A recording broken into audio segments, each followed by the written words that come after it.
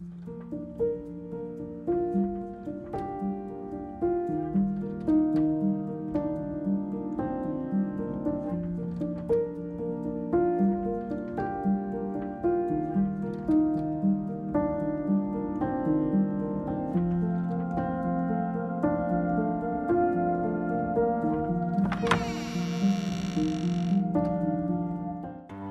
クタス法人営業部の川成と申します。よろしくお願いします。よろしくお願いします。普段はどういったお仕事がメインなんですかね。法人営業部のコントラクトチームといって、公共施設ですとか学校とか商業施設とか、あとオフィスなどの家具を中心として内装の提案とか、ディスプレイとかアートとか、そういうふうに幅広くコーディネートしている部署です。この家の間取りだったりとか、あと家族構成だったりとか、はい、いつ頃建てられたとか、そういったことを教えていただいても大丈夫でしょうか。平米が132平米で、間取りが 3LDK です。家族構成は、私と主人と子供が3人います。小学校3年生の女の子と年長さんの女の子2人の3人娘です。この家は2年ちょっと前ぐらいに建てたんですけれども、それまではマンションに住んでいました。で、私のリモートワークが少し増えたのと、長女が小学校に上がるタイミングで家を建てたいなと思ってまして建てました。もともとあれですよね、建築士の資格を持っていらっしゃったりとか。そうですね、設計事務所にも行って、でアクタスでも割と図面を描いたりっていう設計の仕事をずっとやってます。なので昔から家を建てたいなっていうのはなんとなく漠然と思っていて、タイミング的にちょうどいいかなと思って建てました。今日はその辺の話も含めていろいろとご案内いただければ嬉しいです。よろしくお願いします。よろしくお願いします。ではまず玄関からご紹介します。まずはこれ玄関のアプローチですかね。そうですね。アプローチが、こうやってちょっと大谷石を使いたいっていうのがありまして、大谷石を使うのと玄関にちょっとアプローチ空間が欲しいなと思っていまして、それを実現してもらいました。ポストがあってすぐに玄関扉っていうのではなくて、贅沢なこういう空間があることでちょっと広がりがあるかなっていう、奥行きを作りたかったなっていうのがあります。ここ結構こだわったところです。結構要望もいっぱい伝えたみたいな話を聞いたんですけど、箇条書きでとイメージ写真となんかもう何十枚にも紙にしてお渡ししました。その中も見せていただいて大丈夫ですか。まずはこれが大きいとこ引き戸になってます。ここが入り口です。ここは家族用の玄関で、家族用の玄関と奥にストレージがあるような形で、メインの玄関はこちらになっています。でこちらは、エントランスホールというようなちょっと贅沢な空間なんですけど、お客様用の玄関として使ったりとか、ちょっと今はグリーンがいっぱいあるんですけど、少しディスプレイをしたりとか、ちょっと余裕がある空間になってます。天井すごく高いですね。そうですね。結構この台形といいますか、この屋根の勾配に沿った窓が特徴的だと思うんですけど、すごく明るい玄関にしてほしいという希望があったので、明るく吹き抜けがあってすごく気に入っている場所です。ここから入って家族の玄関なんですけども、ここがちょっとシューズクローゼットと、あとはちょっと洋服とかをかけたりとかっていうスペース、奥はキャンプ道具とか、DIY のグッズとかいろいろストックするものを置いています。普段はここはもうお客さん来られる時はそうですね。なので、ここにブラインドがロールスクリーンがあるんですけど、ここで本当だ、いなくなっちゃいましたこんな感じで使ってます。植物は私はあんまり詳しくなくて、主人が好きなのでいろいろ購入してディスプレイしてくれてます。 DIY も好きなので、ちょっと台を作ったりとか、ちょっと動かせるようにキャスター植物の台を作ったりとかをしてしょっちゅういろいろ作ってますね。このカーテンは最初は取り付けてはいなかったんですけど、実際住むとやはりビシビとか、あと視線とかが気になってしまって棒を突っ張ってるんですね。あそこにカーテンを吊るしているような形で、これはちょっとアクタスのオリジナルのファブリックの、ファブリッシャーのルミエールとちょっともう廃盤になってしまった商品なんですけど、の柄が綺麗だなっていうのと、程よく視線を遮ってくれるかなというので、こちらをスクリーンのように取り付けています。では続いて先ほどいたリビングダイニングに、戻ります。廊下があんまない家なので、ホールからすぐにリビングダイニングにつながります。建築的には螺旋階段が一番目につくかなと思います。あとは壁を全部白にして、床でアクセントをつけたいなっていうのがありまして、なので壁は全部白い塗装で一部タイルを貼って、床をフローリングとタイルで分けています。主人が DIY 好きっていうのもありますし、これから自分たちも年取っていきますし、子どもたちも成長していくので、生活スタイルがずっと今と一緒とは限らないと思うので、なんかそういう自分たちの生活スタイルとか、趣味とかそういうのに合わせて、変化できるように成長できるようにちょっと余白を残しておきたいなっていうふうにっていうテーマがありました。特徴的な螺旋階段、はいだったりとかっていうのはどういった流れで決まっていくものなんですか？もうこれは家を建てるって計画した時に、建築家さんにお願いしようというふうに決めまして、建築家さんに提案してもらったんですけど、もうこの間取りがすごく気に入って、その建築家さんが結構螺旋階段を取り入れる方で、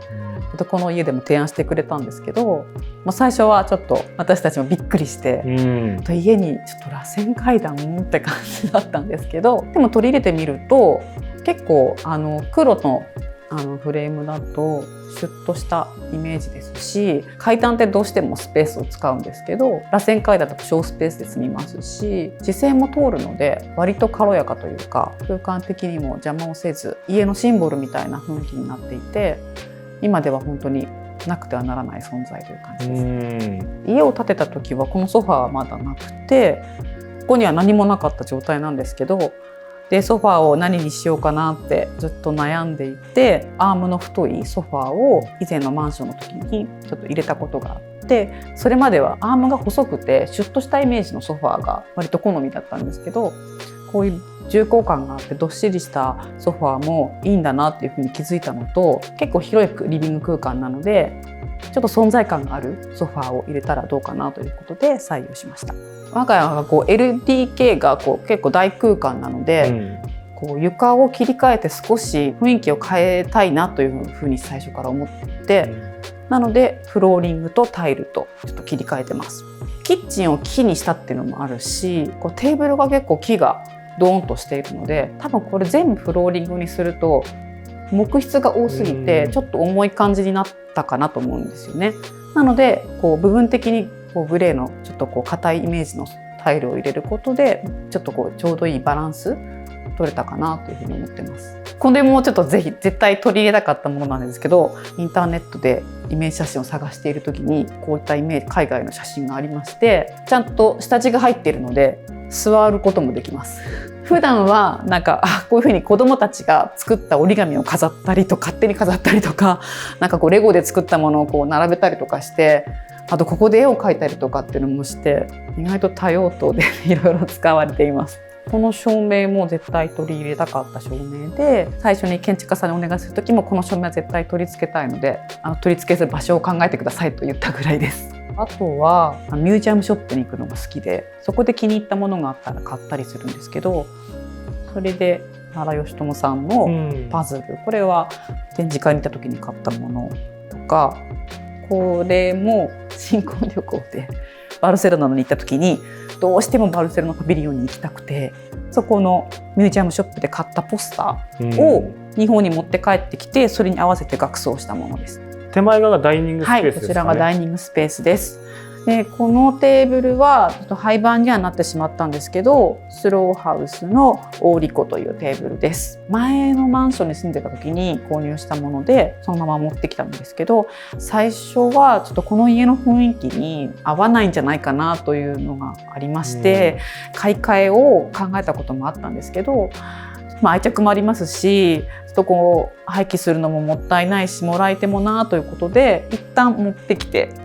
みたんですけど、合わせるペンダントを変えることでちょっと雰囲気変わるんじゃないかなということで、このちょっとスマートなシュッとした形のこのセミのペンダントポチってみたところ空間にもあったので、ちょっとなんかやっぱり合わないなと思ってみても、こう組み合わせるアイテムを変えるとしっくりくることもあるのかなと思って、ちゃんと使えてよかったなと思ってます。これが造作のキッチンで、キッチンを、大きい家具というふうに捉えて、家具をデザインするような気持ちで、これは私がデザインしたものなんですけども、こういった凹凸を入れたりすることで単調な感じじゃなくしたりとか、デザインは割とこんなデザインがいいなと思っていたんですけど、本当はこの木目をもうちょっと濃くしたかったなっていう気持ちもあったんですが、やっぱり床がどうしても木材がいいなと思っていたので、本当はこのフローリングとこの木が喧嘩しちゃうんじゃないかなってちょっと気になってはいたんですけど、入れてみると割としっくり馴染んでるかなというふうに思ってます。家電をちょっとあんまり見えなくしたいなっていうのはあったので、まず冷蔵庫を隠したいっていうのがありまして、冷蔵庫はここで隠します。先ほどあれですよね、玄関のところからアプローチできるってことですね。そうですね、玄関のところから。なので買い物してきて食品とかをこのままここで冷蔵庫に入れられるので、意外と便利です。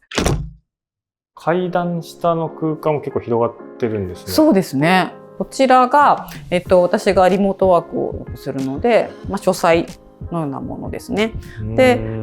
ゆくゆくは子どもたちもここで勉強できればいいかなとは思っているんですけど、今はちょっとダイニングの方でちょっと宿題とかはしちゃってるんですけど、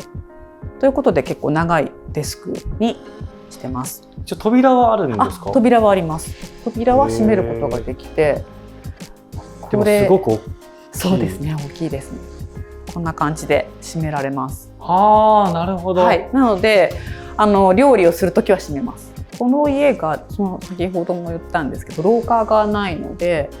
割と扉で空間を仕切る。空間はつながっているんですけど、